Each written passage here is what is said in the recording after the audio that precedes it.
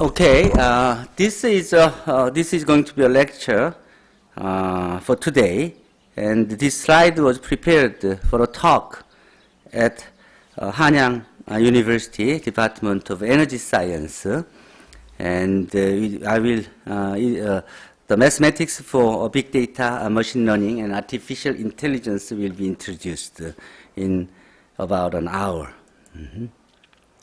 Okay. Actually, I started my research on matrix theory and theoretical structured matrix theory and combinatorial matrix theory and numerical linear algebra, and then we formed the mathematical modeling BK21 division, and as a head of math modeling and BK21st division. And I started to utilize the knowledge of mathematics related to the theoretical and computational and numerical and combinatorial matrix theory to math modeling. And then we found some output on mobile mathematics, and we utilized the smartphone with the mathematics that we have covered. And then we used what we have discovered through these experiences in our teaching, including this course of mathematics for big data and machine learning and math modeling. And the work that I have done over the last 30 years can be found on ResearchGate and Google Scholar or Springer's or Scopus's, this web address. 자, 내가 한양대에서는 한글로 우리말로 강의를 할 테니까 여기서부터 설명을 해봅시다. 자, 먼저 에너지과학과에서 그 에너지 기술 정책 강좌에서 이 아티피셜 인텔리전스에 대해서 설명을 해달라고 해서 내가 퓨처 에너지에서 이 아티피셜 인텔리전스가 어떻게 사용되는지를 찾아보니까 최근 논문들의 머신 러닝 인 에너지 또는 How Data and Machine Learning are Changing the Solar Industry 하는 식으로 에너지 관련돼서 이거 인공지능이 어떻게 사용되는지 한 원고 아티클들이 꾸준히 나오고 있더라고요. 특히 이 MIT 테크놀로지 리뷰에 보면 뭐 애플이라든지 또는 여기서 이 머신러닝과 데이터가 New Kind of Car의 퓨얼링을 어떻게 활용되는지, 또 Reinforcement Learning이 2017년에 10 Breakthrough Technology 중에 하나라는 것하고, 또 우버가 Artificial Intelligence Lab을 런치했다는 것 등등. 근데 중요한 건 뭐였냐면 이 Artificial Intelligence나 머신 러닝에 대한 얘기들이 꾸준히 나오는데 보면 알겠지만 이 테크놀로지 리뷰에 14일, 뭐 27일, 28일, 29일 하는 식으로 거의 그 일주일에 서너 번씩 또는 거의 매일, 거의 어떤 때는 매일 이렇게 그 관심을, 그 아티클이 나올 정도로 이게 핫 이슈인 거예요. 그러니까 매스 모델링이고 다른 엔지니어링들이 그건 전부 다 이쪽과 연결이 돼서 지금 응용들이 일어나고 있다는 거죠. 실제로 여러분들은 지금 어떤 환경에 놓여 있는지에 대해서 요새 원고들을 보면 4차 산업혁명이 무엇인가에 대해서 이게 최근에 페이스북에서 보니까 누가 1편, 2편으로 나눠서 쉽게 설명해놓은 그런 내용들이 있던데, 뭐 엊그저께 뉴스에서도 서울대에서 경비원이 사라진다 그러면서 4차 산업혁명의 명암이라고 얘기를 제목으로 신문에 난 내용을 봤는데, 이거에 대해서 이런 의견도 있어요. 카이스트의 이병태 교수는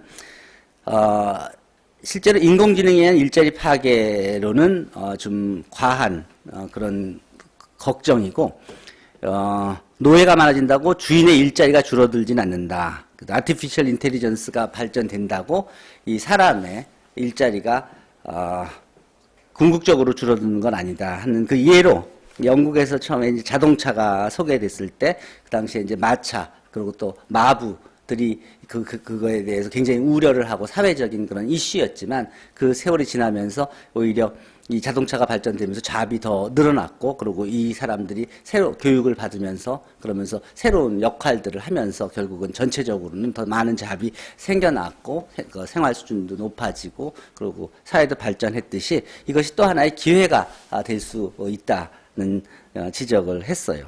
어쨌든 여러분들이 여러분 전공을 하면서 자, 그럼 도대체 이런 변화되는 사회에서 무엇을 해야 되는지, 즉, 뭐, 인공지능이라든지 빅데이터라든지 3D 프린트든지 자기 본인의 전공에서 이제 어떤 영향을 미칠지에 대해 생각해 볼 필요가 꼭 있다는 것이죠.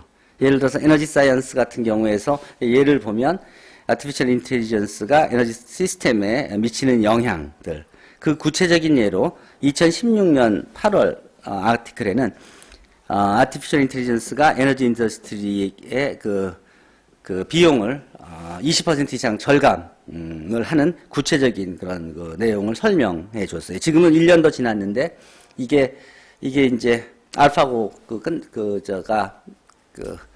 퍼플러라이즈 되고 나서 좀 이따 나온 것인데 실제로 이게 그 1년 사이에 지금 이게 아마 20%가 아니라 30% 이상 40%까지도 이제 이 비용을 절감하는 그런 모델들이 나오고 있어요. 실제로 여러분들이 지금 살고 있는 지금 우리가 지금 살아온 사회에 리서치 패러다임이 변해가고 있는데 처음에 그 1000년 전에는 이 실험 과학을 통해서 관측하고 하면서 이제 하는 그런 과학들이 소개됐고 그러고 뭐 몇백 년 전에는 theoretical science 뉴턴의 법칙이라든지 맥스웰스 이퀘이션이라든지 이런 이론 과학들이 이제 발달하기 시작했고 물리학이라든지 그리고 이제 최근 몇십 년 동안에 이제 컴퓨테이셔널 사이언스가 큰 기여를 해서 실제로 이제 컴퓨터 시뮬레이션을 하면서 이제 그 여러 가지 예측을 가능하게 하고 그리고 그 변화를 주도했었죠. 그렇지만 지금은 이게 이제 데이터 인센시브 사이언스로 이 리서치 패러다임이 바뀌고 있어요. 페이퍼가 나오는 것들도 그렇고. 자, 그렇다면 도대체 지금 이런 리서치 패러다임을 바꾸고 있는 그런 주제가 무엇인가? 그래서 빅데이터는 도대체 무엇인가 한번 생각해 봅시다. 빅데이터는 a collection of data set인데 이전에 상상할 수 없이 서 large하고 complex한 그런 데이터들의 컬렉션이란 말이에요. 그러면 이런 것들을 가지고 우리가 이런 데이터들을 모아놓기도 하고, 그것들을 저장도 해야 되고, 그걸 갖고 검색도 해야 되고, 그것들을 분석도 해야 되고, 그것도 시각화도 해야 되고 하는 이런 일들을 이렇게 해야지만 해야 되는 그런 상황이 되는 것이죠. 그럼 이런 데이터로부터, 이 라지 데이터로부터 이 분석을 할 수 있고, 그것으로부터 새로운 부가가치를 이제 만들어낼 수 있다는 것이죠. 이 빅데이터에 관해서 용어들이 많이 나오는데, 인공지능이라든지, 또는 머신러닝이라든지, 또는 데이터 마이닝이라든지, 또 빅데이터 등등. 자, 그럼 이 차이는 뭐냐?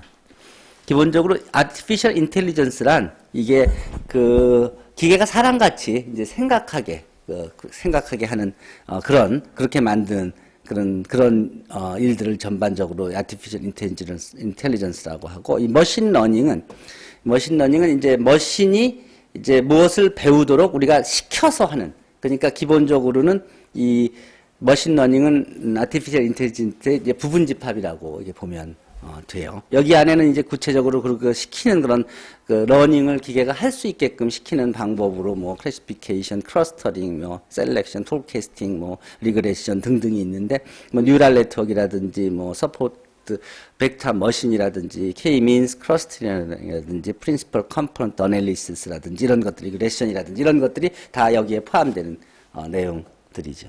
데이터 마이닝은 이제 vast amount of data에서 이제 필요한 정보를 이제 찾아내는 것이고요.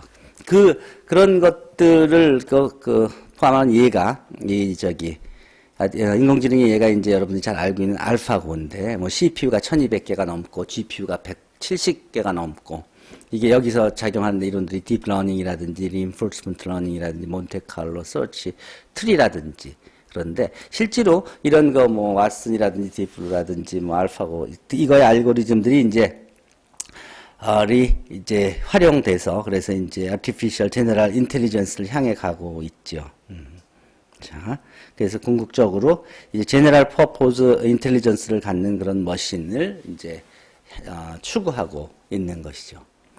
실제 알파고가 그럼 어떻게 작동되고 있느냐? 사실 작년 이맘때만 해도 이게 굉장히 핫 이슈라서 그리고 잘 몰라서 사람들이 이거에 갖고 강연들 이제 이해를 먼저 한 사람들이 설명해 주는 게 이제 새 강연 1시간 강연들의 주제였는데 그 많은 강연이 진행되면서 그러면서 실제로 알파고에 대한 이 설명들이 그 알고리즘에 대한 아티클들이 많이 소개되어 있어요. 하나 소개해 줄게요. 어쨌든 딥러닝이라는 건 아티피셜 뉴럴 네트워크를 멀티레이어드 아티피셜 뉴럴 네트워크라고 볼 수 있고 이 뉴럴 네트워크 레이어가 바로 just a large matrix of numbers이면서 그리고 이런 그 매트릭스 안에서 나오는 정보들이 이제 그 뉴럴 네트워크가 브레인 역할을 해서 그것이 accurate and sophisticated processing을 이제 수행하는 것이죠. 그래서 최근 몇 년 동안 이 뉴럴 네트워크에 대한 그런 연구들이 진행되면서 실제로 이제 뉴럴 네트워크의 개념은 이제 몇십 년 전에 소개된 개념이었지만 그것이 먼 후에 인공지능이 사실 먼 후의 일이라고 생각했었지만 최근에 이 뉴럴 네트워크에 대한 연구들이 빠르게 진행되면서 그 가치가 리디스커버드 되고 그러고 이제 now possible to train effectively using big data technique. 이미 우리가 이제 그 머신들을 트레이닝 할 수 있는 그런 효과적인 그런 빅데이터 테크닉들이 이미 개발되어 있는 셈이죠. 알파고의 경우 사람들이 바둑을 둘 때는 뭐 수읽기를 해서 그래서 이제 감각을 활용해서 이제 게임을 해 왔는데 이제 뉴럴 네트워크나 러닝 알고리즘은 기본적으로 뭐 개에게 뭐 시각적으로 또는 청각으로 음식을 제공해 음식 시간이다 음식이 오고 있다는 걸 느끼면 그러면 그에 대한 프로퍼한 반응을 보이게 이제 훈련을 시켜서 그래서 이제 그런 기능을 수행할 수 있도록 하는 그런 방법인데 알파고의 경우에 기본적으로 이제 세 개의 컨볼루셔널 네트워크를 이용해서 그래서 워킹 하는데 그 두 개 중에 그리고 그 세 개의 컨볼루셔널 네트워크는 두 개의 펄러시 네트워크와 하나의 이제 밸류 네트워크에 의해서 구성이 됩니다. 알파고의 경우 중요한 게 이제 매치 네 번째 이세돌과 알파고의 네 번째 게임인데 구글이 600 밀리언 달러로 2014년에 이제 인수 합병한 이 딥마인더가 이제 바둑 게임을 챌린지해서 그래서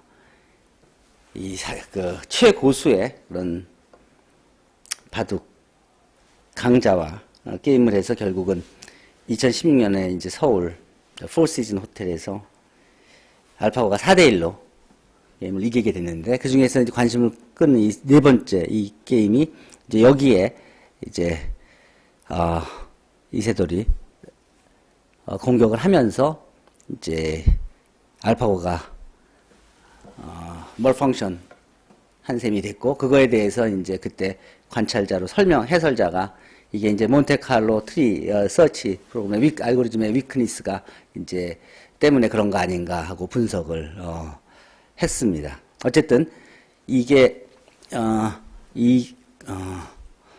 그러면 도대체 그게 그 내용을 이해하려 그러면은 우리가 이제 생각해야 될 게 많은데 이게 다행히 최근에 이제 알파고는 어떻게 작동하느냐에 대해서 아주 자세하게 쉽게 일반인들이 이해할 수 있게 설명을 해 놓은 것들이 이제 많이 나와 있으니까 그러니까 참고해서 보도록 하세요. 작년에 이것들 설명해 줄 때는 이게 네이처에 실린 그 아티클을 보고 그러고서는 이해를 해서 설명을 했는데 지금은 우리나라에서도 우리말로 된 저런 좋은 설명 자료들이 있으니까 이해하기 어렵지 않을 거예요. 어쨌든 이게 이제 여기 이제 펄스 네트워크와 밸류 네트워크를 이용해서 위닝 전략을 세워가는 것인데, 기본적으로 이게 인공지능, 머신러닝을 통해서 이렇게 만들어진 이 알파고는 이전에 그 바둑의 강자들이 둔 그런 그 무브들을 기억하고 그걸 참고해서 이제 한 수 한 수씩 그 다음 수를 놓는 전략을 세워서 나가는 그렇게 개발된 것이죠. 키는 이거예요. 어쨌든 4대1로 그 알파고가 이세돌을 이기고, 그리고 최근에 이제 그런 자신감을 가지고 하사비스가 발표한 내용이, 이 딥마인드가 알파고를 통해서 얻은 그런 지식들을 different data center configuration에 적용해서, 그래서 이제 새롭게 이제 새로운 모델들을 찾아가기 시작했는데, 그 예가 쿨링 시스템이라든지 또는 윈도우 등에서 이 파워 컨섬션을 전반적으로 낮출 수 있는 그런 문제에 대한 답을 주기 시작했어요.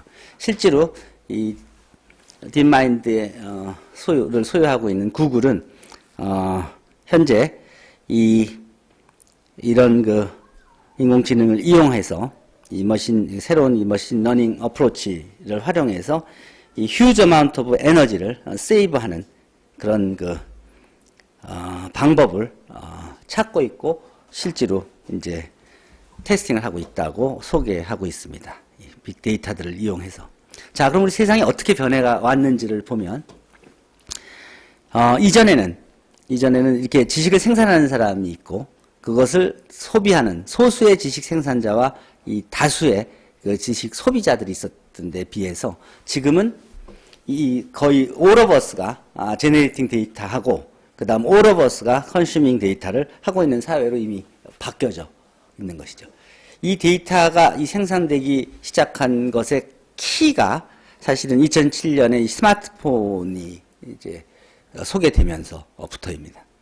이전에 뭐 다크 에이지 또는 뭐 웹 어웨어니스, 인터넷이 처음 나오고 에저 플랫폼, 웹 서비스, 이때까지만 해도 그렇게 실감하지 못했는데, 이 스마트폰이 나오면서 얼만큼 이 세상이 변했냐면, 여기 How Smartphone Has Changed the World에서 볼 수 있듯이, 이게 all of us가 in everywhere and anytime에서 generating, earning and buying, using, consuming things, 이렇게 바뀐 거예요. 이게 이전에는 그 조만장자라는 게 생각하기 어려웠던 거예요. 이전 산업사회에서 그 산업혁명이 일어나면서 백만장자가 나오기 시작했잖아요. 그러고 나서도 그리고 이제 천만장자, 억만장자 이렇게 나오는데 굉장히 시간이 많이 걸렸어요. 근데 최근에 갑자기 막 조만장자들이 마구 나오기 시작한 거예요. 그 전에 몇백 년 동안은 그냥 부의 축적이 요 정도에 머물러 있었는데, 갑자기 1000배 이상의 그 부자들이 나오기 시작한 거예요.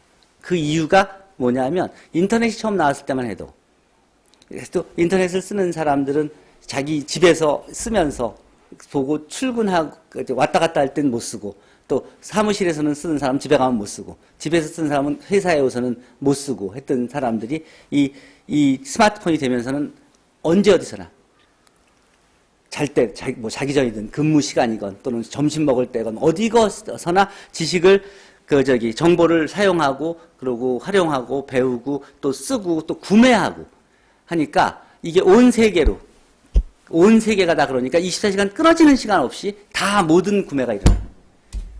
그리고 그러면서 계속 정보가 생산되고, 엄청난 양의 데이터들이 생겨나기 시작한 거예요.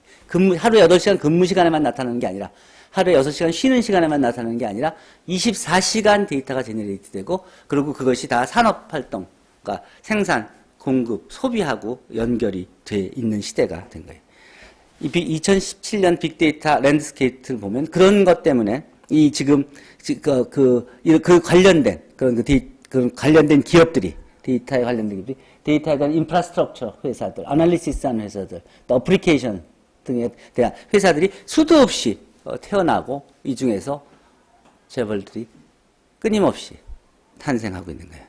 이미 이 에코시스템이 이미 성숙했고, 그리고 빅데이터 인프라스트럭처가 아직도 더 성장할 가능성이 많고, 그리고 빅데이터 어널리틱스에서 이제 now with artificial intelligence의 제 역할을 이제 하기 시작했다는 것이죠. 예.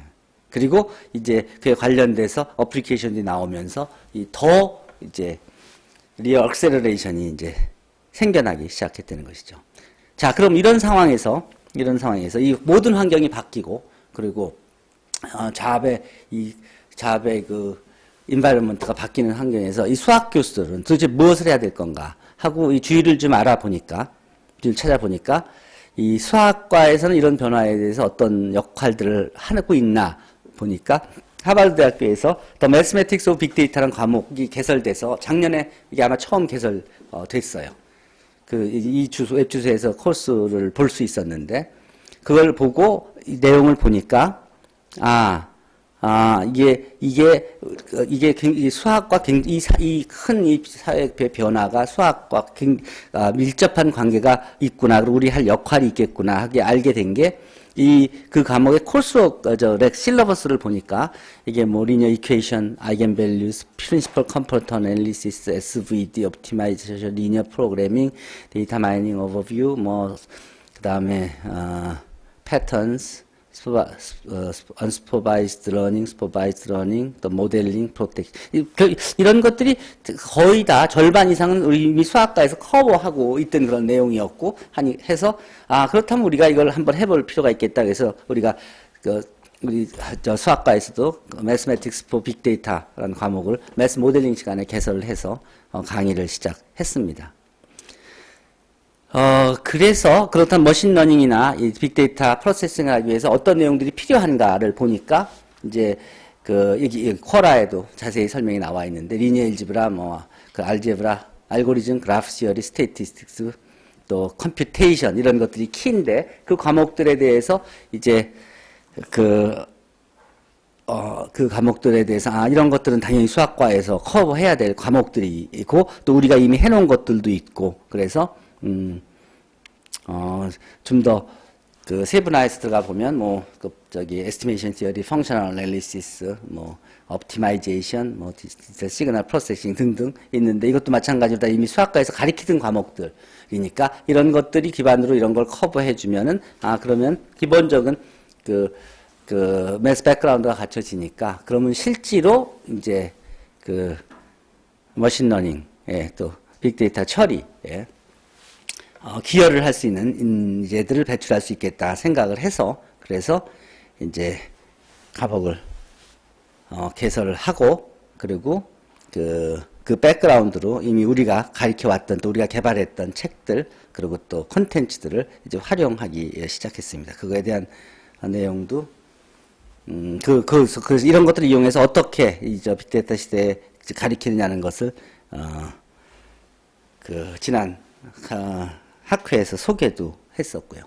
실제 그래서 우리가 매스 빅데이터에서 가리킨 내용들이 앞에 부분에서 행렬 분해부터 시작해서, 그다음 리스트 스퀘어 솔루션, 그다음 논 네거티브 매트릭스 팩토라이제이션, 그리고 프린시플 컴포넌트 애널리시스 등등 이런 것들을 가리켰고, 그다음 그래프와 매트릭스 시어리, 프란시안 매트릭스와 빅데이터, 또 머신러닝에 대한 소개, 또 데이터 마이닝에 대한 소개, 또 패턴 클래시피케이션, 또 스태티스티컬 러닝, 클러스터 애널리시스 등에 대해서 이제 강의한 기록들이 여기 있으니까, 여러분들이 이거를 몇 번 전에부터 보여줬으니까, 여러분들 이것들에서 관심 있는 것들이 자기 필요하면 이걸 보고 그걸 요약해서 사실은 반 페이지씩이라도 그거를 정리를 혼자 다 할 필요는 없지만, 자기가 대충들 자기가 필요한 부분들은 보고 좀 일부씩 요약해서 해놓고, 그리고 안 본 거나 여러분들이 그런데 반응하지 않은 것 중에, 그러니까 반응한 거에 대해서는 내가 설명을 못 해주고, 그래서 그 내용을 채워줘서 여러분들이 그것만 읽어도 전체 내용이 뭔지는 이해할 수 있게 하고, 자세한 내용은 여기 들어가서 자세히 보면 되고, 여러분들이 반응 안 한 내용 중에서 꼭 필요한 거는 내가 우리 강의를 해주고 해서라도 커버를 해줄 그런 계획으로 강좌를 한 달 시간을 쓴 것입니다. 어쨌든 아직까지 이제 이어가면서 같은 식으로 여러분들이 관심 있는 게 이 뒷부분일 테니까 이 뒷부분들을 그렇게 설명하면 그런 식으로 해주면 하는 게 내가 여러분들이 한테 기대하는 거예요. 여러분들이 이 과목이 필요해서 왔다 그러면 이 과목에서는 이런 것들을 가리킨 거니까 여러분들이 그렇게 반응해주면 되겠어요. 어쨌든 중요한 건 이 Mathematics of Big Data 이 실러버스를 커버하는 내용들을 책에 가서 자세히 보니까 여기에 뭐 이런 내용들 리스트 스퀘어 솔루션, 구글 페이지 랭크, SVD, 수도 인버스, 폴라 디컴포지션, 촐레스키 팩토라이제이션, 뭐 또 매트릭스 익스포넌트, 뭐 also normalization process, generalized eigenvector 이런 내용들이 다 여기에 인볼브된 그런 내용들이더라고요. 실제로 이 목차를 빼고 여기서 가리켰던 이 콘텐츠에서 가리켰던 수학 내용만 보니까 이래요. 그래서 수학과에서는 이거는 일단 학생들이 꼭 알아야 되는구나. 머신러닝을 하려면 이거를 알고 그다음 그쪽에 가서 능력을 발휘해야 되겠구나 하는 필요성을 느끼고 이런 걸 순서대로 가르쳐 준 거예요. 그걸 하기 위해서 백그라운드가 필요한데 필요한 게 예를 들어서 뭐 캘큘러스 같은 경우는 이게 지금 그래서 실제로 그 백그라운드에서 보면 예를 들어서 이게 뭐 이게 미적 프리캘큘러스라 그러면 도함수를 그리고 도함수를 구하고 도함수를 그리고 하는 것들은 예를 들어서 이렇게 그러니까 이 함수의 데리버티브를 구해라 그러면 바로 이렇게 구해주고 그거의 그림까지 이렇게 구해주죠. 이게 울프렘 알파를 이용해서 바로 작동되게 만들어준 거예요. 또 뭐 세이지를 이용해서도 바로 이 도함수를 구하고 1차 도함수를 구하고 2차 도함수를 구해서 1차 도함수하고 2차 도함수를 1차 도함수는 파란색으로 2차 도함수를 빨간색으로 어쨌든 이게 표시하는 이런 식으로 해서 이제 이렇게 그래서 이렇게 여러분들이 이렇게 이거 뭐라 그러죠?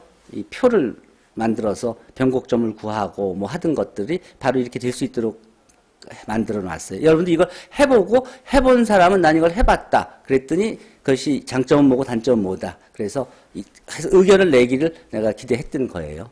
어쨌든 프리캐큐 이게 미적분 1장부터 끝까지 다 있는 거니까 여러분들이 혹시 그러니까 백그라운드가 다른 학생들이 있으니까 예를 들어 문과 학생 같으면 그럼에도 불구하고 빅데이터를 해야 될 거 아니에요. 그런 경우에 복습을 할 수 있게끔 해준 거예요. 미적분학에서는 캘큘러스에서는 빅데이터.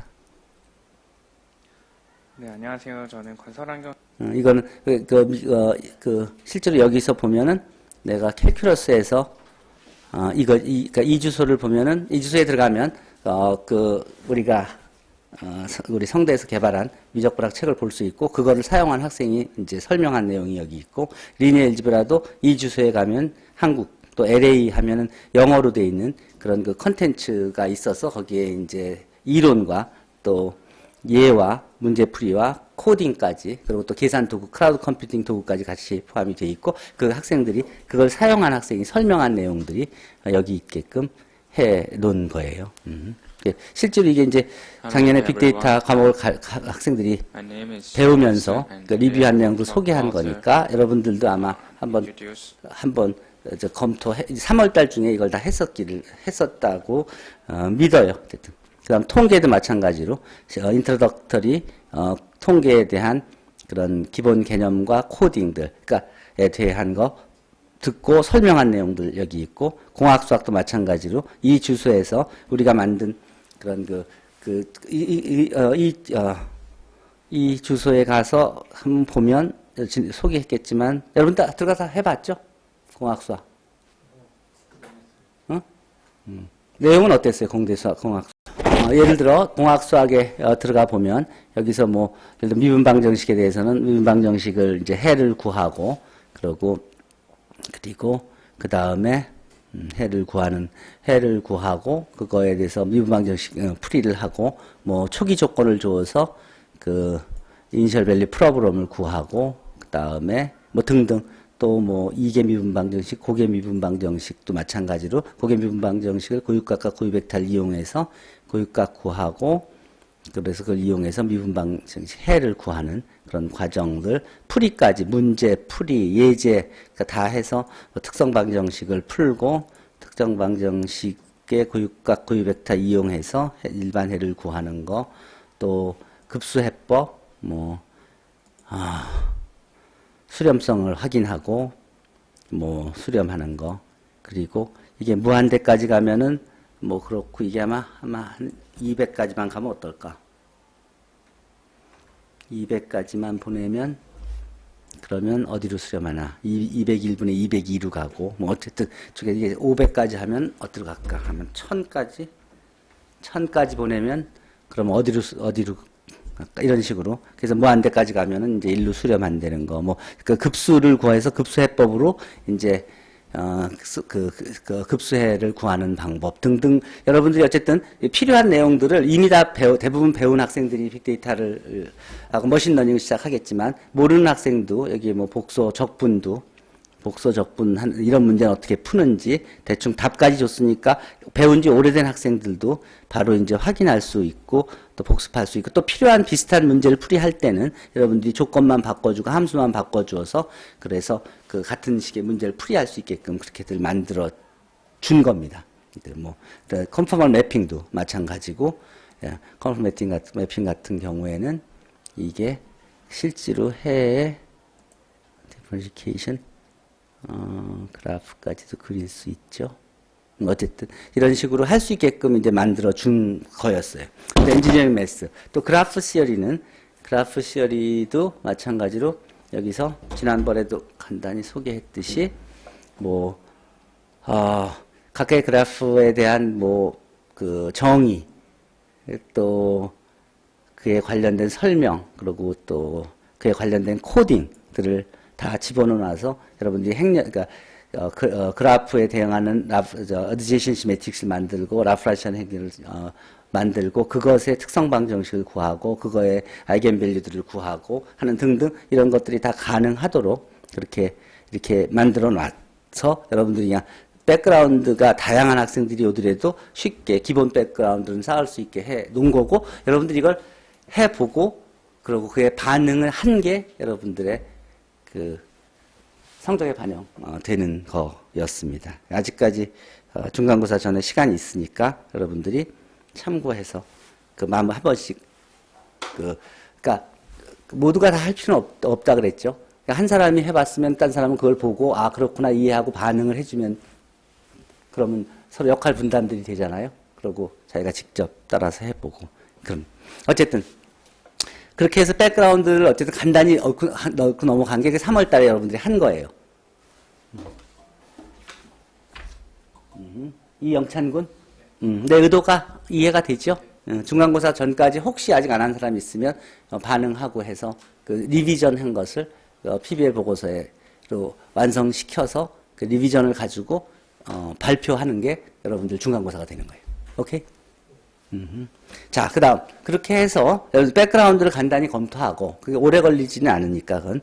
그러고 나서 이제 실제로 이제 뭐 행렬 분해에 대해서 강의를 쭉 해놨고, 이 내용들이 이 주소에 그 자세히 설명돼 있습니다. 여러분들이 필요하면 내가 렉처노트도 제공을 해줄 수 있어요. 왜냐하면 디테일한 게 여러분들이 필요한 사람들이 있으면 그러면 내가 다시 설명해 줄 수도 있고 내 강의자를 제공해 줄 수도 있으니까 참고해서 보도록 하세요. 특히 SVD라든지 뭐 리스크 솔루션, QR분의 파워 메소드 뭐 이런 거는 꼭 알아야 되는 것이니까 그거 없이는 그 컴퓨터를 작동을 못 시키니까 알고리즘의 기본이니까 알아둬야 돼요.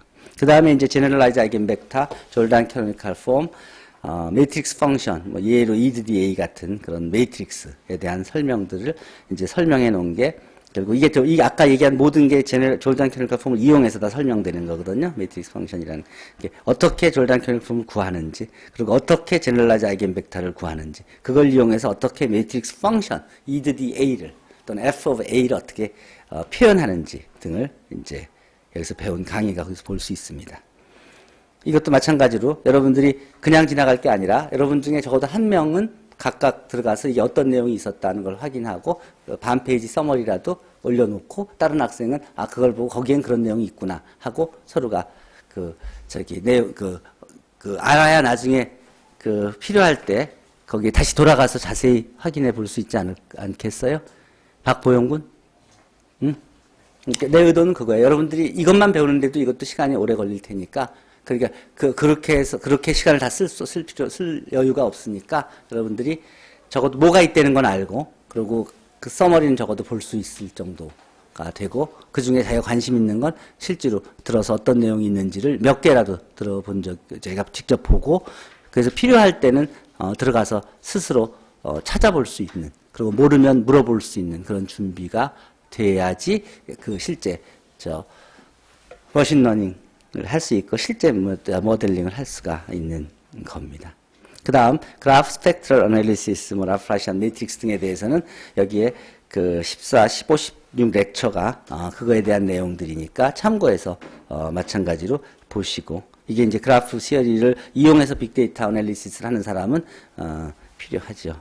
라카바 may need to give a short summary of these lectures. Okay, so the other students can share to understand what is in there. 예를 들어서 뭐 구글 웹상에서의 매스매틱스라고 하면 웹에 그 정보들이 다 네트워크로 연결돼 있잖아요. 그 누가 클릭하면 어디 클릭 이렇게 해서 간 기록들이 다 데이터에 남잖아요. 그럼 그것들을 이용해서 이제 그래프를 그리면 그 그래프에 대응한 어디제이션 매트릭스를 만들고 그 어디제이션 매트릭스를 하이퍼링크 매트릭스로 바꿔서 그 다음에 이거를 스토캐스틱 매트릭스 이렇게 제로로 같은 게 있으면 이게 그 문제가 계속 생기니까 이거를 스토캐스틱 매트릭스로 바꿔줘서 S로 바꿔줘서 그 S에다가 알파 또 1-알파의 1 over n j를 이제 이렇게 더해줘서 G로 정의한 게 이게 바로 구글 매트릭스예요. 이 구글 매트릭스의 이 라지스트 아이겐 밸류에 대응하는 아이겐 벡터가 바로 여러분들이 알고 있는 구글 벡터예요. 그 구글 벡터를 이용해서 랭킹을 매겨서 순서를 준 게 여러분들이 지금 매일 검색해서 찾아보는 그거고 이거 하나로 구글은 그 세계적인 회사가 됐고 그리고 지금 그 딥마인드도 거기서 얻은 수익 일부를 가지고 지금 미래를 대비하고 있고 이미 이제 수익이 나기 시작했고 그리고 또 이 검색 엔진으로 번 돈으로 20세기에 나온 모든 그 정보, 모든 책을에 대한 소유권을 저희가 구글이 확보하겠다는 게 구글의 또 하나의 그 이전에 있었던 추진해온 꼴이에요. 그래서 이 구텐버그 프로젝트 같이 그 온 세상에 있는 그 오래된 몇백 년 된 책들이 있죠. 300년, 400년 된 그런 오랜 책, 영국에 있는 또 하버드 대학에 있는 뭐 그런 그 수백 년 된 한 권밖에 없는 책들, 그거 다 보기 힘들잖아요. 그런 것들 동경대학에 있는 그런 책들, 그걸 다 구글에서 여기서 본 돈으로 다 스캔해갖고 지금 여러분들이 다 무료로 볼 수 있죠. 구글 북스, 그렇죠? 몇백 년 된 책 검색만 하면 다 본문 다 뜨죠. 검색 다 되죠. 그게 다 이거에서 나온 돈이에요. 추구하는 게 뭔 줄 알아요? 구글이 그걸 시작한 때 추구하는 게 구글 부사장이 그걸 벌써 내가 15년 전인가에 들은 얘기인데 부사장이 뭐라고 얘기했냐면 그때 구글이 추구하는 건 20세기에 나온 모든 정보에 대한 소유권을 구글이 갖고 싶다 그러더라고요. 모든 정보를. 그러니까 그 책부터 시작해서 웹상에서 다니는 모든 정보를 포함해서 다. 그게 다 어쨌든 여기서 나온 리소스예요. 그래서 이 구글 매트릭스가 바로 이거에 관련된 논문도 많이 나왔죠. 이걸로 또 박사학위도 받았고요. 저기가 그 구글 소유주가. 자, 어쨌든 그게 이제 그런 식으로 여러분들이 배운 그런 수학들을 활용해서 그런 일들이 가능해진 거예요. 실제로 이 친구가 세르게이 브린하고 이 등등이 이 친구들이 스탠포드에서 이런 수업을 그 매트릭스 컴퓨테이션이라는 수업을 들었어요. 그래서 그때 그게 진 골룹이란 그 수학과 컴퓨터 사이언스 교수인데 그 진 골룹 한테 이거를 만들고 하는 과정에서 그리고 이걸 개선해 가는 과정에서 그래서 그 자문료로 그 구글의 그 스탁을 줘서 그 진 골룹 교수가 자기 모교에 그 스탁을 기증해서 그래서 그 학교에는 진 골룹 교수의 석자 교수 잡이 만들어져서 지금도 그래서 그 서포팅을 하고 있어요. 어쨌든 그러니까 기본적으로 이게 다 수학이라는 소리예요. 결국. 아이디어가. 자, 어쨌든 그런 백그라운드를 가지고 실제 그렇다 그러면 그 위에 앞에 앞에서 가진 백그라운드를, 수학적 백그라운드가 어떤 역할을 하느냐, 머신러닝에 대해서. 자세한 내용을 보면, Principal Component Analysis를 한번 예를 들어서 봅시다. 여기에 보면, 꼭 알아야 되는 건데. 자, 여기에 대한 강의는, 2개의 렉처로 내가, PCA 1, 2로 주어졌어요. 여기에서 강의 내용을 바로 볼 수 있습니다, 여러분들이. 좀 자세히 설명을, 여러분들이 관심이 있어요? 그래요. So principal component analysis is probably the most widely used and well-known of the standard multivariate method. 자, 이게 1901년에 피어슨에서 소개되고 그 다음에 발전돼 왔는데 이게 이퀄러지에 처음 적용된 게 1954년이에요.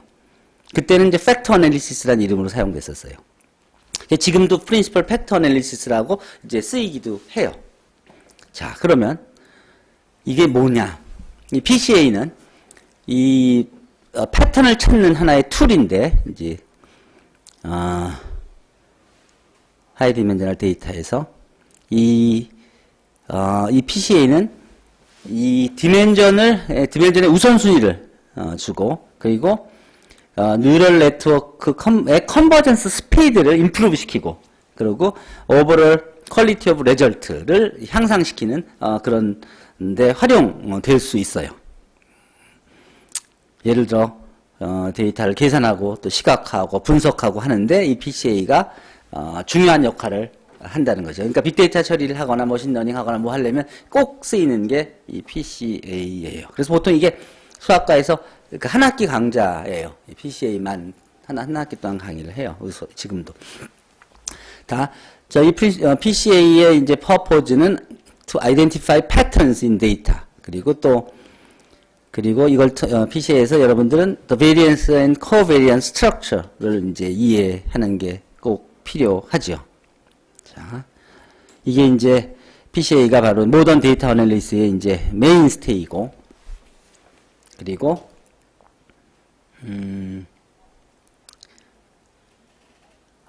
아래 웹주소 같은 데는 이게 조지아텍에서 이제 이 강의한 이런 내용이 PCA와 머신러닝에 대한 이 렉처 같은 데서 보면 이 PCA의 파워가 무엇인지를 설명하는 강의는 이건 이게 거의 모든 학교에서 이미 PCA 강좌가 다 있으니까 그리고 그러니까 수도 없이 많은 강연들이 이미 널려져 있어요. 어쨌든 그 내용의 일부를 소개하도록 합시다. 뭐 프린스턴에서도 있고 뭐 등등.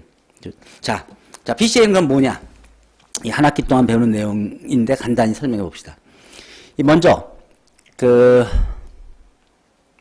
P개의 변수를 갖는 N개의 오브젝트의 데이터 매트릭스를 만들어서 그것을 uncorrelated axis에 의하여 이 그걸 이제 principal component 또는 principal axis라고 그러는데 자, 그거로 서로 상호 간에 uncorrelated x들로 이제 summarize 하는 거라고 볼 수 있고, 그 중에서도 first k component가 이제 실제로는 중요한 대부분의 성질을 제공한다고 볼 수 있다는 것입니다. 자, 예를 들어서 데이터 리덕션. 데이터들이 예를 들어 n by p, p개의 변수를 갖는 이런 n by p, 이런 매트릭스 표현됐다고 한다면 실제로 이 p개 중에서 p개의 변수 중에서 쓸 중요한 팩터, 중요한 변수 k개만 남겨놓는다면 이 행렬이 n by k로 확 줄어들잖아요. 그렇잖아요. 그러니까 이 p개의 베리어블들 중에서 꼭 필요한 k개의 베리어블들을 이제 찾아내는 방법이라고 볼 수 있죠. 지금 아까 uncorrelated한 어떤 몇 개, 지금 K개의 네, 그래요. 자, 여기서 우리가 그 P에서 uncorrelated 된 이제 K개를 이제 찾아냈다는 의미는, 그러니까 서로 dependency가 적은 것들, 그런 축들이 이제 살아남아 있다고 이제 보면은 되겠습니다. 자, 그래서 데이터를 그럼 어떻게 사이즈를 줄이냐? Residual variance is information in A that is not detained in X라고 하는데, 여기서 데이터를 줄일 때 이 사이즈를 너무 줄이면, 그 K를 너무 작게 잡으면, 그러면 over simplify가 돼서 loss of important and relevant information이 되니까, 그러니까 너무 줄이지는 않고, 그러면서 또 계산에서는 적당히 그 단순화될 만큼 적당한 사이즈로 줄이는 게, 그러니까 프레젠테이션의 클리어리티를 보존하고, 그리고 언더스탠딩을 충분히 이해할 수 있을 만한 적당한 크기로 줄이는 게 이제 요령이란 소리죠. 그럼 그 적당한 그게 뭔지를 이제 어떻게 분석하느냐. 이제 기본적으로 거기에 이제 싱귤러 밸류 디컴포지션이 사용될 수 다 사용되는 겁니다. 거기에 이제 이걸 그래서 PCA를 이해하려 그러면 뭐 아이겐 디컴포지션이라든지 QR분해라든지 또 싱귤러 밸류 디컴포지션이라든지 트렁케이티드 싱귤러 밸류 디컴포지션이라든지 그 실제로 이게 라지 사이즈 컴퓨테이션이기 때문에 뉴메리컬 메소드 알고리즘을 이해해야 되고 한 것입니다. 그래서 이 PCA에 쓰이는 그런 그 수학을 몇 가지만 설명하자면 싱귤러 밸류 디컴포지션에서 먼저 얘기하죠. 행렬 A가 n by n 리얼 매트릭스면 언제나 올소고날 매트릭스 U와 올소고날 매트릭스 V가 존재해서 U 트랜스포즈 AV가 이렇게 제너럴라이즈 다이고널 매트릭스가 되는 이런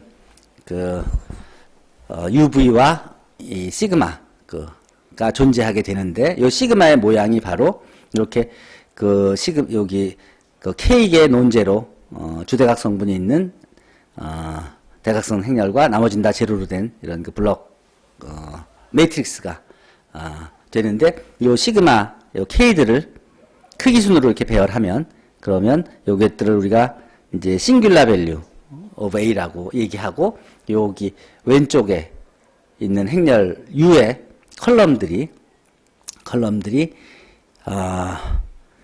이제 싱귤러 벡터 left, right, V들하고 left, right, 싱귤러 벡터라고 그렇게 정의를 합니다. 어쨌든 이거에 대해서는 설명을 해줬고, 그거에 대한 싱귤러 밸류 디컴포지션에 대한 강의는 여기서 자세히 복습할 수 있습니다.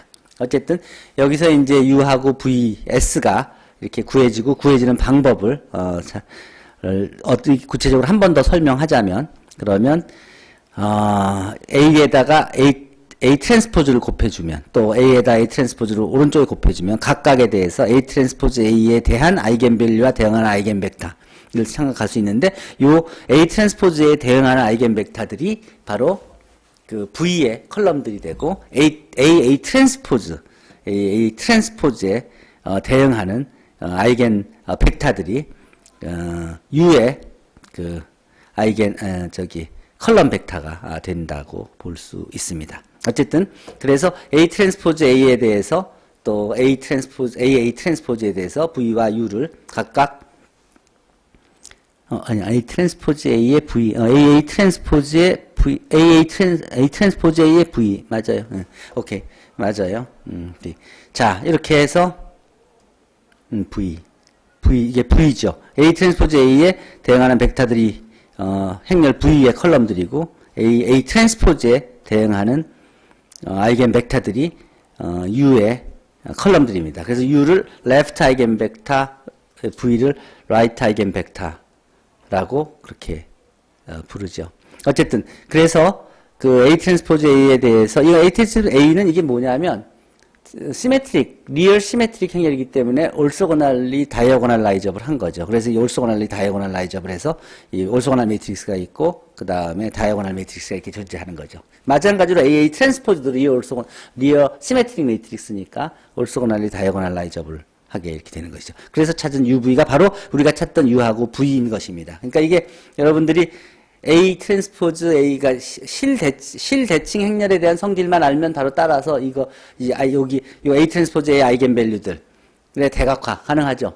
또 A 트랜스포즈가 대칭 행렬이니까 그거를 대각화 시킬 수 있죠. 그렇죠? 아이겐밸류, 아이겐벡터 찾을 수 있고, 그래서 UV 찾을 수 있고. 자, 어쨌든 이 조건을 이렇게 해서 싱귤러 밸류 디컴포지션을 찾는 게 별로 어려운 일이 아닌 겁니다. 그래서 행렬 A가 non-singular matrix이면 if and only if every singular matrix value of A가 non-zero다. 그러니까 이게 정사각 행렬이면서 이 조건을 만족하려 그러면 이게 대각선 행렬인데 여기 0이 하나라도 있으면 이건 디터미넌트가 0이 돼버리잖아요. 그럼 이게 가역 행렬이 될 수가 없죠. 그러니까 이게 가역 행렬이 A가 가역 행렬이면 A 트랜스포즈 A도 가역 행렬이고, 그렇죠? 그러면 이게 다 논제로여야 되고 0이 하나도 없어야 되는 것이죠. 그러니까 모든 싱귤러 밸류가 다 논제로여야 되는 것이죠. 자, 그리고 이제 시그마, 요 싱귤라 밸류들을 이제 크기 순으로 배열하게 되면 요것들을 이용해서 우리가 랭크 1 디컴포지션을 할 수 있죠. 요거 UI하고 VI 트랜스포즈를 곱해주면 이게 n by 1 곱하기 1 by n이 되니까 n by n 행렬이 되잖아요. 그 행렬, 1차 랭크 1인 행렬들의 싱귤라 밸류에 의한 1차 결합비 바로 행렬로 표현될 수 있으니까, 그러니까 이것을 우리가 랭크 1 행렬들의 합으로 행렬 A를 표현할 수 있다. 그래서 랭크 1 디컴포지션이라고 합니다. 그리고 그래서 이제 그리고 요 시그마, 요 S, 블럭 대각선 행렬 요거를 유심히 보면 모양이 이렇게 생겼는데 시그마는, 그리고 나머지는 다 제로 행렬들이고 요게 이제 싱귤라 밸류들이고, 여기 중요한 건 행렬 A를 디컴포즈 할 때 이거를 원래 U 행렬 큰 크기를 하지 않고 요 사이즈가 요게 R 바이 R이면, 블럭 행렬이 R 바이 R이면 요 U에서 처음 그 R 컬럼만 사용한다는 거죠. V에서도 요게 R, 요게 시그마가 요 R이면 R만 사용한다는 거죠. 즉 아이겐 밸류가 싱귤라 밸류가 논제로인 것만 사용한다는 것이죠. 자, 그러면 김만숙은 이해가 돼? 이걸 R로 줄였다 그러면 아이겐 밸류가 0인 것만 없앤 거죠. 그러니까 아이겐 밸류가 0이 아닌 거, 싱귤라 밸류가 0이 아닌 건 다 살아있는 거지. 그러니까 실제로 영향을 미치는 건 하나도 죽인 게 없죠. 그러니까 복원할 때 모든 걸 살릴 수 있는 것이지. 이거보다 더 줄일 수도 있는 거지. 0에 가까운 것들은 계산상으로 더 줄일 수도 있는 거지. 근데 어쨌든 랭크만큼만 살리면 랭크를 그대로 보존하니까 영향을 조금이라도 미치는 거는 다 살려놨다는 거니까 복원이 다 가능한 거죠. 이해되죠? 오케이.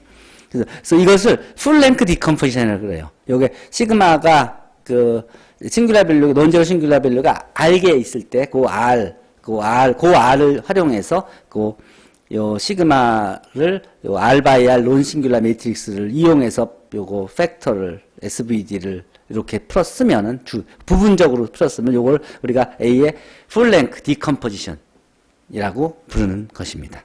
여기서 UR과 UV는 각각 중요한 게 컬럼 벡터들이 다 1차 독립이고, 그리고 또 이게 유니타리, 이게 올소고날이니까 각각 벡터들이 올소노말 벡터들이지요.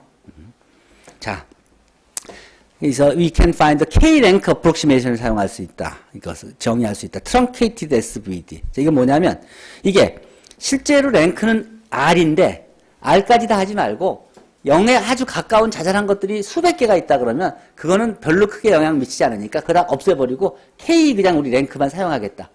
그러면 그 싱귤라 밸류 큰 거 K개만 써서, 그래서 똑같이 요 K까지 AK로 이렇게 처음에 K 컬럼들, U의 K 컬럼, 또 V의 K 컬럼만 사용해서 요렇게 풀어쓰는 거를 요걸 랭크 K 어프록시메이션이라 그래요. 그러면 A하고 AK는 이 K가 충분히 크면 별 차이가 없는 것이죠. 그렇죠? 거의 같은 성질을 보존한다는 것이죠. 자, 요렇게. 그래서 요거를 AK를 요렇게 쓰는 것을 랭크 K 어프록시메이션, 그럼 또는 트렁케이티드 SVD라고 부르는 것입니다. 다 SVD에서 나오는 거죠. 그럼 아예 손실 없이 하려면 풀 랭크. 하고 싶다면은 트렁케이트 하지 말고 R을 쓰면 되는 거죠. 랭크, 풀 랭크를 다 쓰면 되는 것이죠. 풀 랭크를. 오케이. 자, 퍼스트 K 컬럼. 자, 그러면 이제 랭크 K 어프록시메이션까지 배우고 나면 그 다음에 이제 통계학과는 어떻게 관계되는지를 봅시다. 우리가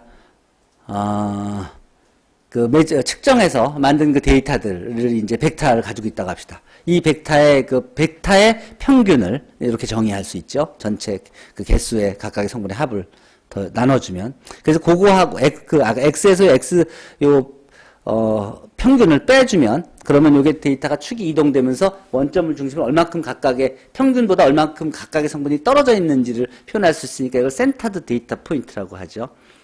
그 다음에 요 measure the spread. 그럼 이게 산포도가 얼만큼 있는지를 확인하기 위해서 요 차이, 디퍼런스의 제곱들의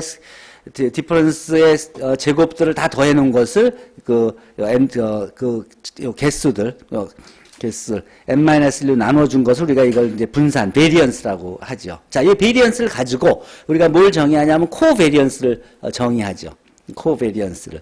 이 코베리언스를 다음과 같이 이제 여기선 요거의 제곱이었죠. 그럼 두 개 x 코베리언스 x and y라 그러면 여기 하나는 x에 대해서 하나는 y에 대해서 이렇게 구분을 하면 그러면 그 각각 x, y에 대한 코베리언스를 구할 수 있는데 요것들을 성분으로 하는 행렬 시그마를 생각해 보자는 거예요.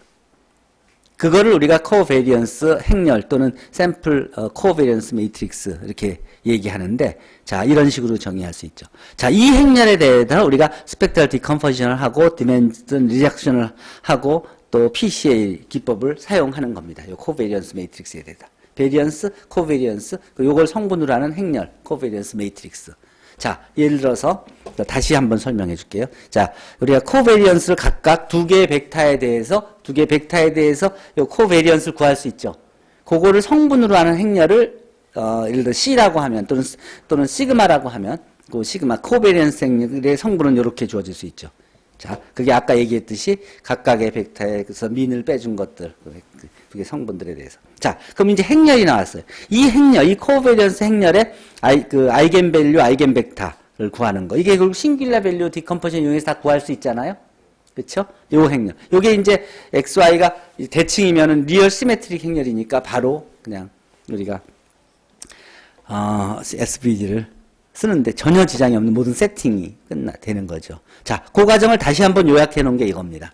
자, 데이터 매트릭스가 X가 있다고 하면, 그리고 N이 넘버로 샘플이고 P가 넘버로 베리어블스라고 하면은, 자, 그리고 이제 먼저, 그래서 assume that it is centered. 그러니까, 그 변형이 필요하면 약간 쉬프트 시키면 되니까, 그러니까 그런 과정을 미리 했다고 생각하면, 그러면 컬럼이 이제 equal, now equal to zero라고 좀 약간 심플리파이 시켜놓고 이론을 전개해서 설명해 봅시다. P by P 코베리언스 매트릭스 시그마가 이제 이렇게 표현될 수 있어요. 1 over n 마이너스 곱하기 x 트랜스포즈 x로 표현될 수 있어요. 아까 이것이 x 트랜스포즈 x로 이렇게 표현될 수 있어요. 자, 그러면 이게 이제 시메트릭 매트릭스이면서 그러니까 이게 리얼 시메트릭 매트릭스니까 유니타리리 다이고널라이저블 하죠. 그러니까 이게 V 트랜스포즈 시그마 V 이퀄 대각선 행렬로 만들 수 있죠. 완전히 대각선 행렬. 자, 그러면 이런 거 대각화 가능해요. 자, 그렇다 그러면 요 대각선 행렬의 주대각성 소문이 뭐예요? 고유값이죠. 요 코베리언스 매트릭스의 고유값이 되는 것이죠. 그걸 이제 디크리징 오더로 배열해요. 그 재배열한다는 건 요 아이겐 벡터들의 순서만 바꿔주면 재배열이 다 가능하죠. 오케이. 자, 그래서 그렇게 이게 재배열한다 그러면 이제 축이 쭉 순서대로 배열될 거 아니에요? 요 디크리징 오더로 큰 요 아이겐 밸류에 대응하는 축들이 하나씩 컬럼들이 정의될 거 아니에요? 대응하는 거 큰 거 순서대로 있는 거 앞에 쪽 걸 이제 프린시플 액시스라고 볼 수 있는 거죠. 그 데이터들의. 그래서 그 주축이라고 그러는 거예요. 그 그림으로 보자면 다음과 같이 데이터들이 이렇게 X축, Y축에서 이렇게 흩어져 있다 그러면 실제로 이렇게 해서 분석하는 것보다 이거를 프린시플 액시스를 이렇게 구해서 그 프린시플 컴포넌트의 스코어라고 하는데 PC 스코어. 또 프린시플 컴포넌트를 구해서 축을 이렇게 바꿔놓고 보면은 여기서 이 데이터들이 훨씬 더 이 성격들이 이해가 잘 되죠. 이렇게 봤을 때는 도대체 이게 그 디스팅션이 잘 안 보이는데 이렇게 되면 여기서 요만큼 떨어졌다 하는 이런 게 훨씬 더 눈에 더 잘 들어오죠. 자, 그럼 이 축을 어떻게 찾는지 그 방법에 대해서 다시 한번 설명합시다. 그게 이제 프린시플 컴포넌트를 찾는 거예요. 프린시플 컴포넌트 스코어스. 자, 그게 바로 이거예요. 싱귤라 밸류 디컴포지션을 이용해서 X라는 행렬 X에 이게 원래 우리가 데이터 매트릭스 X죠. 데이터 매트릭스 X를 싱귤라 밸류 디컴포지션 할 수 있죠. 이렇게 싱귤라 유니타리 매트릭 컬럼드 유니타리 컬럼 UV가 가지고 있고, 자, 여기다가 그러니까 그럼 X를 싱귤라 밸류 디컴포지션 하니까 그러면 시그마가 아까 어떻게 있었냐면 1 over n-1에 X 트랜스포즈 X였죠. 근데 X가 요거고 X 트랜스포즈가 이거의 트랜스포즈니까 이렇게 플러스 쓸 수 있죠. 그러니까 시그마를 이렇게 쓸 수 있단 말이에요. 그러니까 시그마, 근데 여기서 U가 올소고날 매트릭스, 올소고날 컬럼들을 갖고 있으니까 요 트랜스포즈 U는 아이덴티티 매트릭스가 돼서 없어지죠. 그렇죠? 그리고 그 다음에 S 스퀘어가 되고 n분의 1 나눠주고 V 이렇게 단순화되죠. 그렇죠? 자, 그리고 요건 시그마는 대각선 행렬이고. 자, 그러면 여기서 right singular vectors V가 바로 principal direction이 되고 또 싱귤라 밸류들은 바로 요 코베리언스 매트릭스의 아이겐 밸류들인데 그게 바로 요 행렬이죠. 요 행렬이 주대각 성분이죠. 요 행렬이 n분의 1 있고 요 시그마가 원래가 대각선 행렬이었으니까 거기에 람다 1, 람다 2, 람다 k 있었으니까 그것이 제곱이 되는 거죠. 그 아이겐 밸류를 이게 여기에 시그마 행렬의 아이겐 밸류로 본다면 그거를 이렇게 S라고 이제 놓으면은 그냥 이게 S 행렬이었으니까 S의 S1, S2를 그 주대각 성분이라고 했다면 S1 스퀘어, S2 스퀘어 이렇게 쭉 배열될 거 아니에요? 요 S 제곱의 행렬에선 대각선 행렬에 제곱한 거니까 그 주대각성 성분에 있는 것들의 제곱으로 그게 바로 그 원래 행렬의 아이겐 밸류들이었고, 그렇죠? 이게 그 코베리언스 매트릭스 X의 아이겐 밸류들이잖아요. 그러니까 지금까지 우리가 다 논의한 게 다 결국 여러분들이 앞에서 배운 행렬에 대한 지식으로 다 처리되는 거죠. 그렇죠? 행렬의 대각화 아니에요? SVD를 이용한. 자, 그래서 그럼 프린시플 컴포넌트는 도대체 어떻게 만들어지는 거냐면 프린시플 컴포넌트는 바로 이 스코어 매트릭스, PC 스코어 매트릭스라고 하는데 요거 G equal XV로 얻어지는데 여기서 우리가 구한 게 X가 있었잖아요. 그 X에다 V를 곱해준 거가 G가 되는데 야, X에다 V를 한번 곱해봅시다. 그럼 뭐가 되나? X에다 V를 곱해주면 V 트랜스포즈에다 V 곱해니까 없어지죠. 그러니까 US만 남죠. 요 XV 또는 US가 바로 우리가 그걸 스코어 매트릭스라고 부르는 거예요. 스코어 매트릭스. 그러니까 싱귤러 밸류 디컴포지션에서 다 나오죠. 자, 그러면 다시 그거를 이제 서머라이즈 하면 X가 US V 트랜스포즈였다. 그러면 V의 컬럼들이 이제 프린시플 디렉션이 되는데 그럼 US의 컬럼들은 바로 프린시플 컴포넌트가 되고 이 프린시플 컴포넌트를 우리가 스코어라고 부르는 겁니다. 싱귤러 밸류들이 이제 바로 뭐냐면 이 코베리언스 매트릭스의 아이겐 밸류들인데 그게 바로 요 람다 요거죠. SI 스퀘어의 n-로 나눈 게.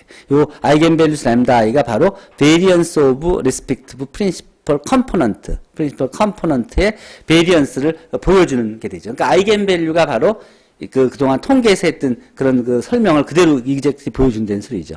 이것의 디멘전을 줄이기 위해서는 우리가 여기서 P에서 P로부터 요거를 K로 더 작은 K를 선택을 우리가 원하는 대로 하면 되는 것이죠. 어떻게 고르냐면, first columns of U and KK upper left part of S. 이렇게만 고르면, 아까 그 랭크 리젝션 똑같이 한 거예요.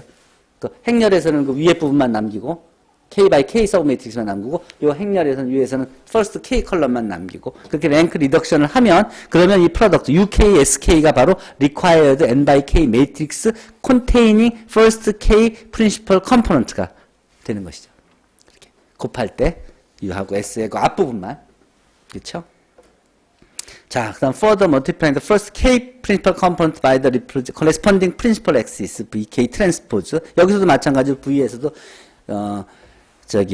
V의 first K 컬럼들만 고르면, 그래서 그거를 트랜스포즈를 한 걸 곱해주면 XK가 나오게 되고, 이것이 오리지널 N by P 매트릭스, but it's lower of lower rank. 랭크는 K로 줄어든, K로, 리덕션이 된 거죠. 그럼 이 매트릭스 XK가 뭐를 주냐면, reconstruction of the original data 또는 original image from the first K principal component. It has the lowest possible reconstruction error.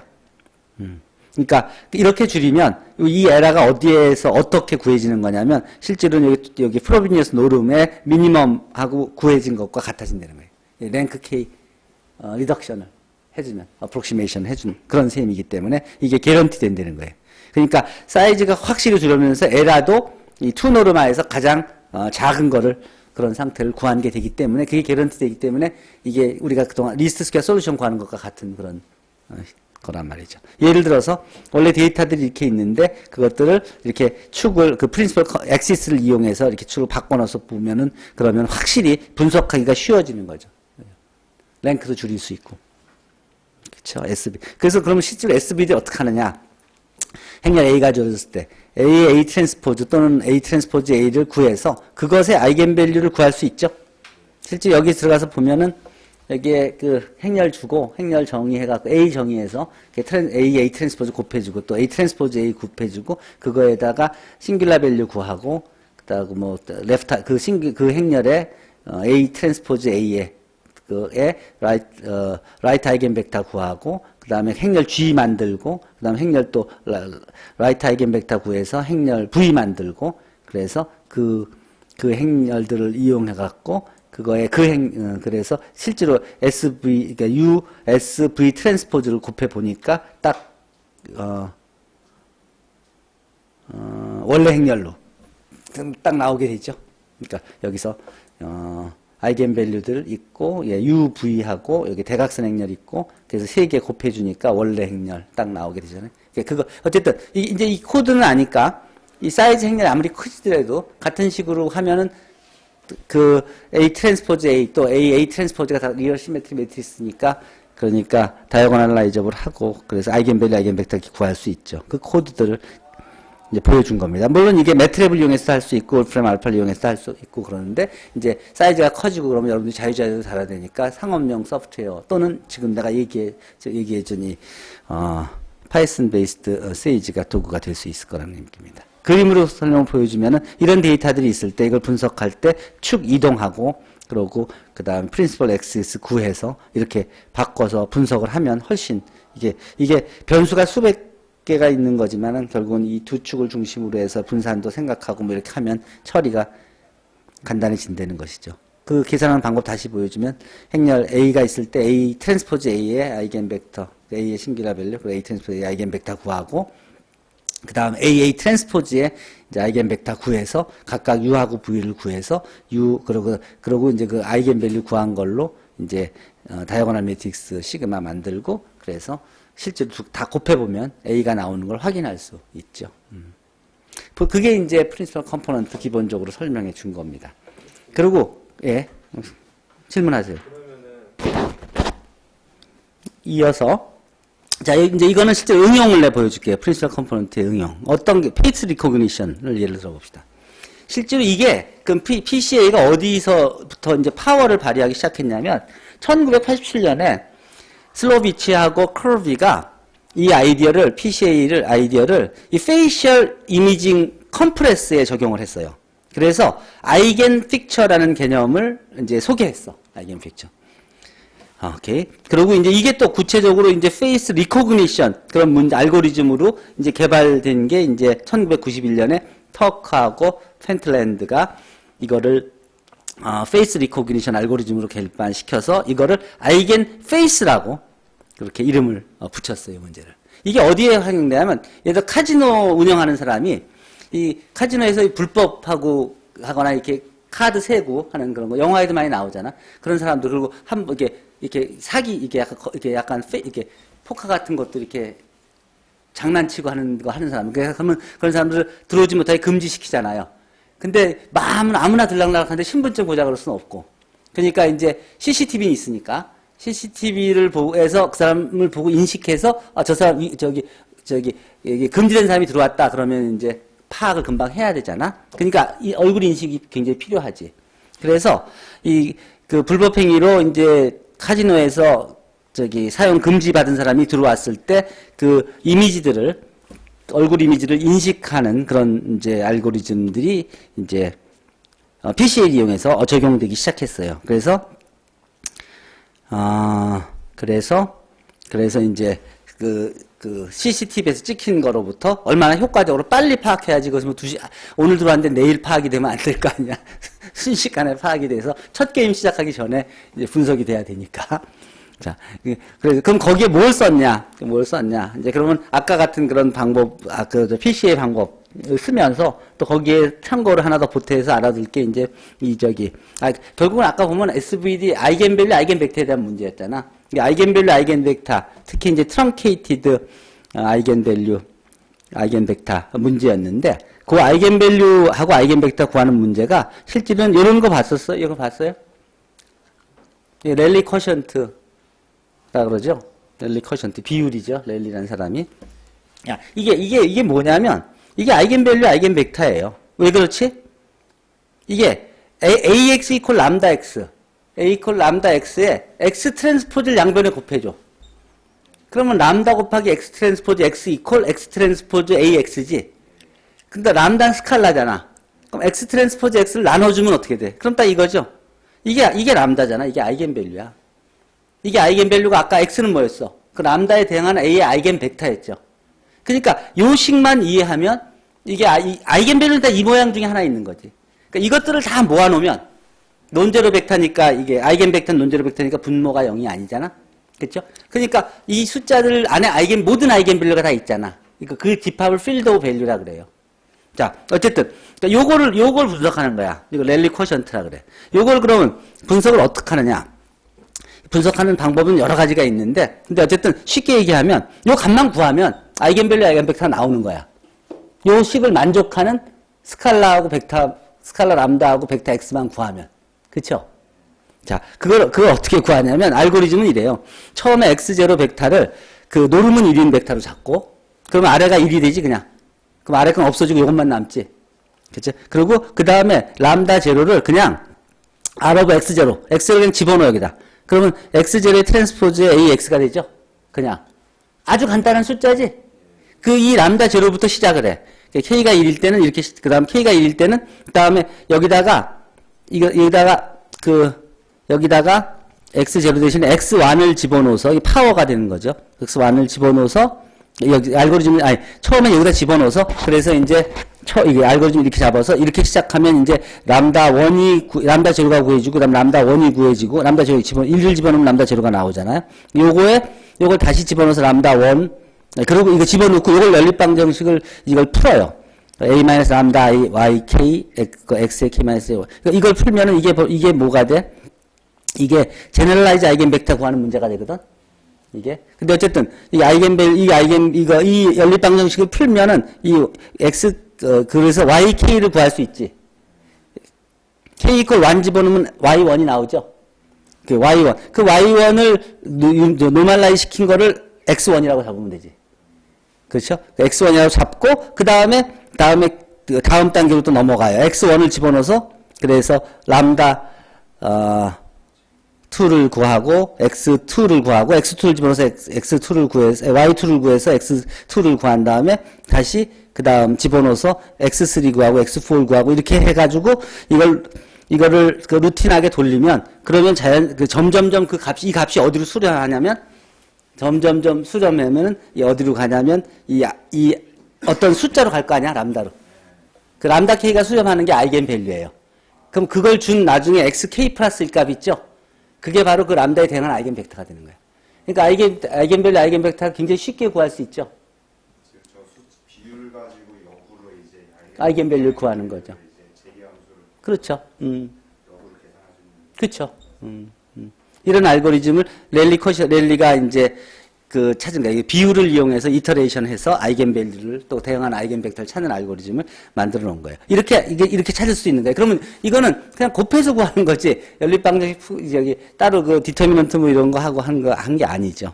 자, 어쨌든 그렇게 해서 아이겐밸류를 구해서 P 디스팅트 아이겐밸류들을 이렇게 구한다고 한다면, 그러면 이제 우리가 뭘 할 수 있냐면, 이제, 그렇다면 아까는 하나의 아이겐밸류하고 아이겐벡터 찾는 거였죠? 모든 아이겐밸류, 그에 대한 각각의 모든 아이겐벡터는 어떻게 찾을까?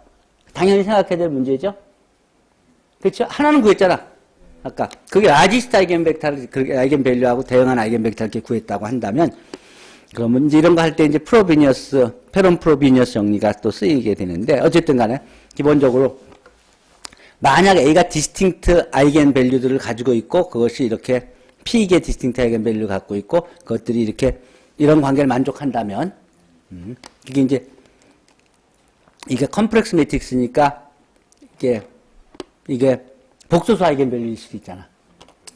근데 복소수 아이겐밸류의 크기, 절대값을 씌우면 크기는 아이겐밸류는 달라도 같을 수 있죠. 1 플러스 2i하고 1 마이너스 2i는 다른 아이겐밸류지만, 랭스는 같은 거죠. 원점에서의 거리는 같은 거지. 근데 중요한 거는 람다 1은 가장 큰 아이겐밸류는 하나에 써야 돼. 대수적 중복도가 하나여야 돼. 오케이? 이건 또 이게 보장되는 게 페럼프로비니어스 정리예요. 논 네가티브 행렬 있죠? 또는 논 네가티브 행렬은 무조건 라지스트 아이겐밸류가 존재하는데 그건 대수적 중복도가 하나야. 오케이? 그러니까 여러분들은 보통 그 논 네가티브 매트릭스 데이터, 여러분들이 실험에서 나오는 데이터들이 되게 논 네가티브 매트릭스죠. 그렇죠? 그러니까 언제나 이 정리의 그 조건을 만족하게 돼. 어쨌든 자, 그렇게 해서 the projection of initial vector 해서 아이겐 벡터를 람다 1을 먼저 구하고 그에 대응하는 이제 아이겐 벡터들을 구하는 거예요. 그러면 이 아이겐밸류가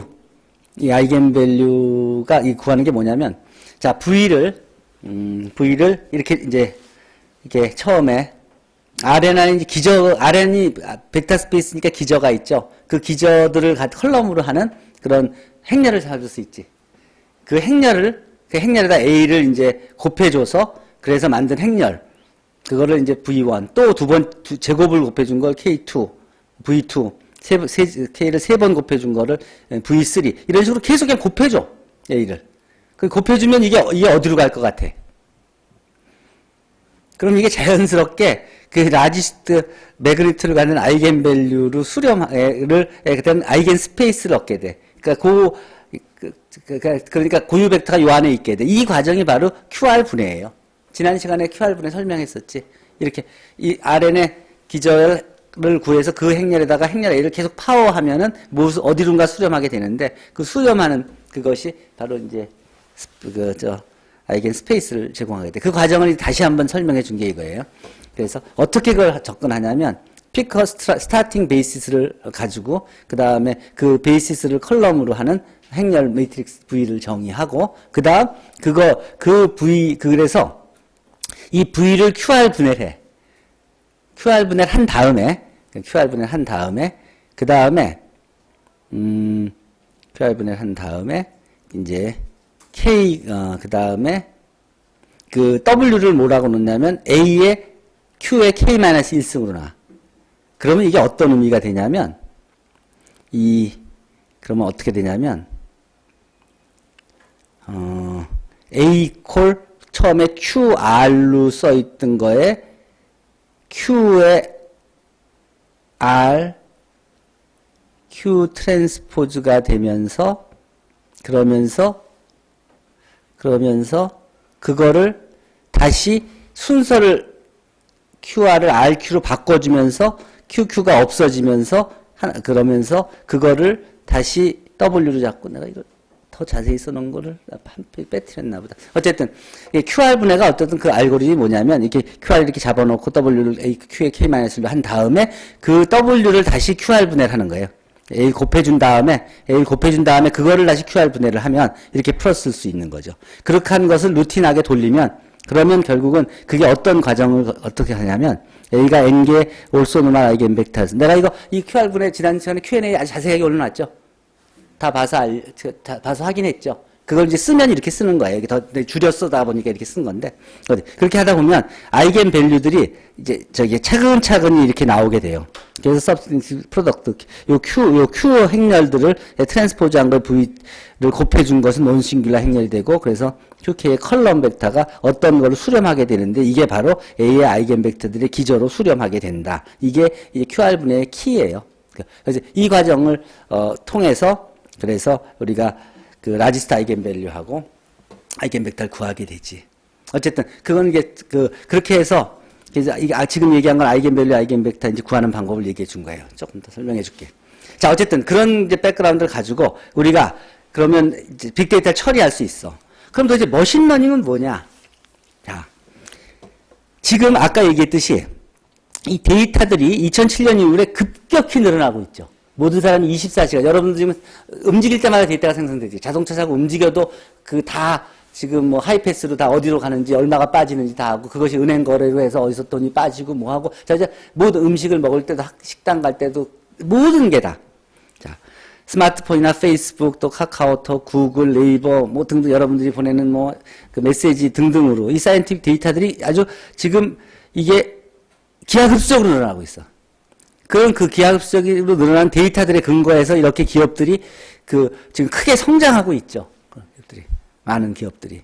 그 데이터들, 그런데 그의 특징이 이제 볼륨이 커지고, 밸류 속도, 베라이어리티, 또 보통 이 세 개를 얘기하는데, 네 개까지, 네 번째까지 포함하면은, velocity라 그래서, data in doubt, uncertainty, due to the data inconsistency. 어쨌든 이 네 가지, 이 성분을, 네 가지 요건을 요새 빅데이터들이 갖고 있는데, 그 데이터들을 저장해서 그것들을 클리닝하고, 그것들로부터 데이터를 이해하고, 그 데이터를 시각화하고, 또 그 데이터들을 정리해서 이제 분석을 하고, 해서 그것들로 이제 우리가 의사 결정들을 하는 거죠. 그 과정에서 우리가 데이터들을 모으고 데이터들을 저장하고 여기에 이제 수학들이 사용되는 게 인포메이션 시어리, 포매팅, 클리닝 할 때 시그널 프로세싱, 그것들을 데이터 이해할 때 내추럴 랭귀지 프로세싱, 또 데이터 인테그레이션 할 때 데이터 웨어하우싱, 이게 다 이제 인더스트리들이 다 인볼브 된 거예요.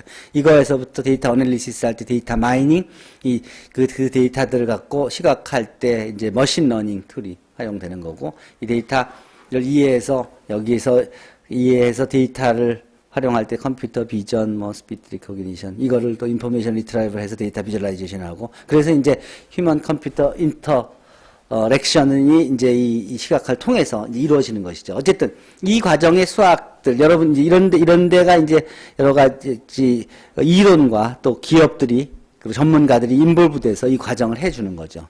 그걸 하기 위해서 우리가 필요한 수학들이 그 과정에서 사용되는 수학들이 다음과 같이 있다고 얘기했고, 그리고 그 데이터들이 이렇게 기하급수적으로 늘어나고 있고, 그래서 이 머신러닝을 그래서 이제 그런 그 과정을 설명하는 게 이제 머신러닝인데, 이 머신러닝에 대해서 그에 대해 강의한 내용들이 다음과 같이 이 주소에서 머신러닝, 패턴 클래시피케이션, 스태티스티컬 러닝, 클러스터 애널리시스가 설명돼 있고, 그렇다면 이게 왜 머신러닝을 이 빅데이터들을 해야만 되느냐 하면, 이 이전에 그 전통적인 해석 툴은 이 빅데이터에 적용이 안 되고, 그리고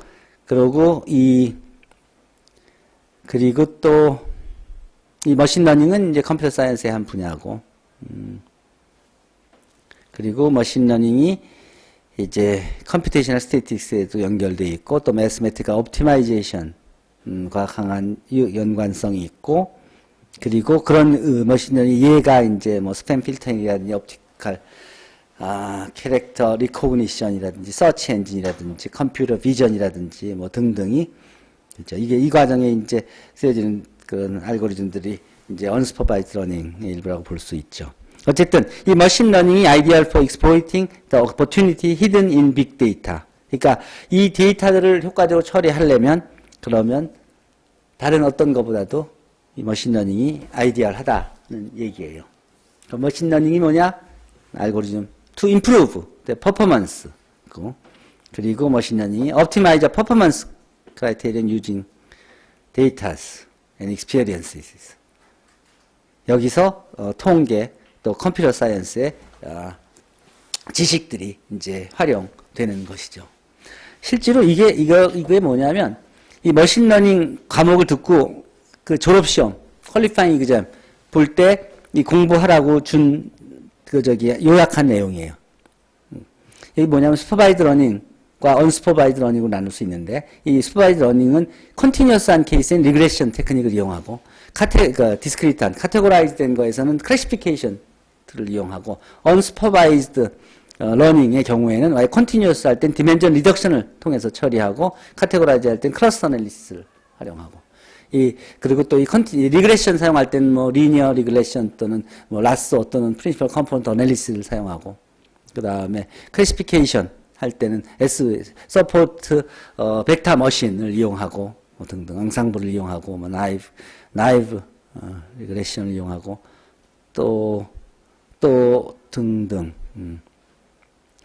그리고 여기서 또 언스퍼바이드 클러스터링에서는 언스퍼바이드 러닝에서 클러스터링을 할 때는 K-min 셀프 오가나이징 맵을 이용하고 하는 식으로 이렇게 분류되어 있어요. 그러니까 이게 머신 러닝을 하려면 크게는 슈퍼바이드 러닝, 언슈퍼바이드 러닝, 그 각각에는 이런 뉴럴 네트워크 등등을 이용하는데, 이거에 이제 쓰이는 기본적인 아이디어들이 바로 이런 툴들이 되는 것이죠. 그러니까 이런 것들이 통계, 뭐 컴퓨터 사이언스, 수학 등등에서 다양하게 된 크리에이터 이렇게 흩어져 있는 것들이 활용돼서 결국 머신러닝을 구성하고 있다고 생각하면 되겠죠.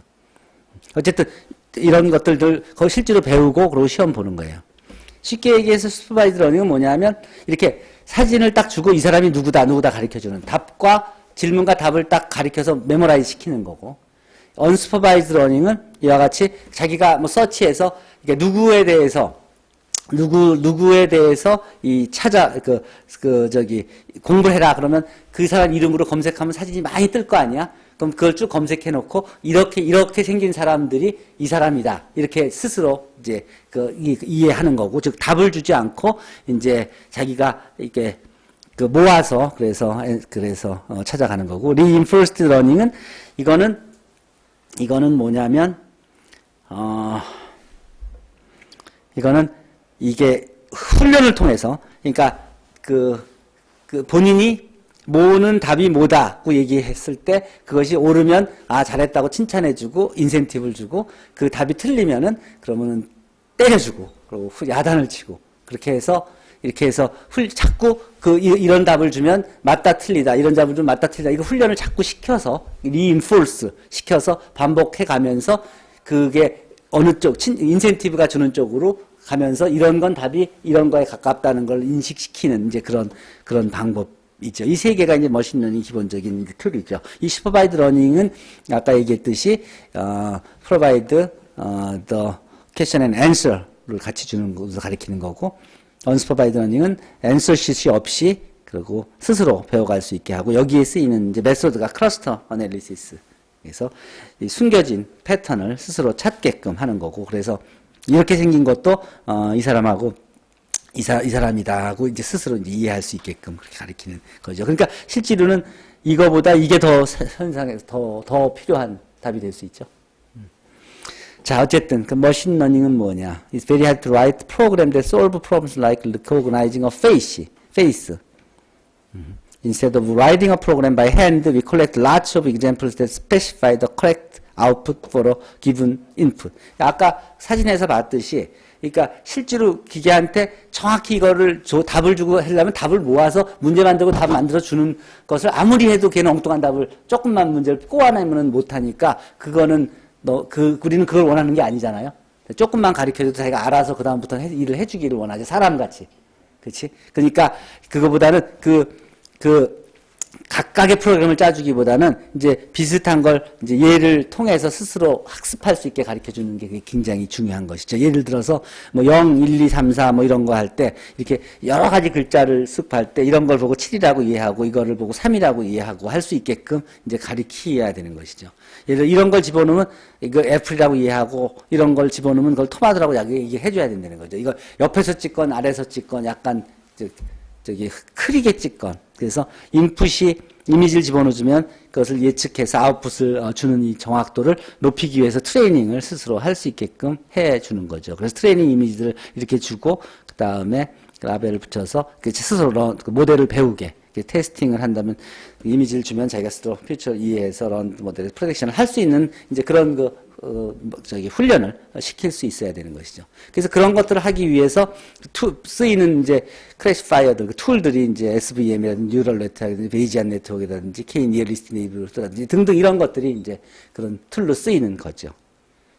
그래서 이제 이런 것들로부터 이제 테스트 셋을 주고, 그럼 그것들 어떻게, 구체적으로 그럼 그 내용들은 뭐냐? 이 빅데이터 머신러닝에서 이게 이제 하버드 대학과 컬럼비아 대학에서 배우는 교재예요. 이 머신러닝.